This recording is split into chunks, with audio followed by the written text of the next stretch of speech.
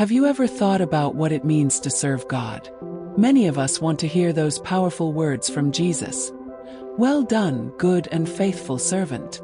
But what does faithfulness and obedience look like in the kingdom of God? Today, we'll explore the parables Jesus used to teach about true service and why obedience is a core part of kingdom living. The parable of the talents, Matthew 25 verses 14 to 30. Jesus tells of a master who entrusts his servants with talents, a form of money. 2 servants invest and multiply what they've been given, while one buries his talent in fear. The master rewards the faithful but rebukes the one who did nothing. This parable teaches that obedience involves action. God has given each of us gifts, resources, and opportunities. How are we using them for His glory? The parable of the 2 sons, Matthew 21 verses 28 to 32.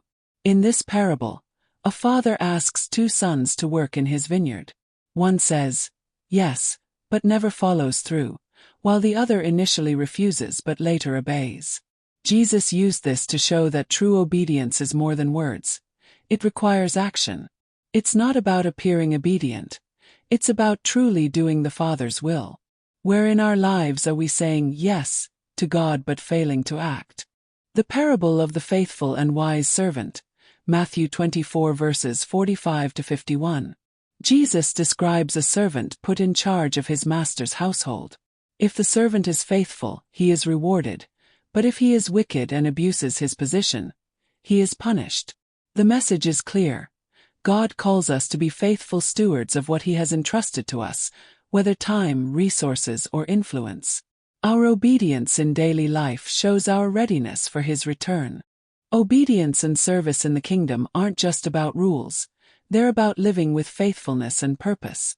Jesus is calling us to action. Are you using what God has given you? Are you walking in true obedience? Today I challenge you. Take a step of faith. Whether it's serving in your church, using your talents for God, or simply being faithful in the small things. Do something today.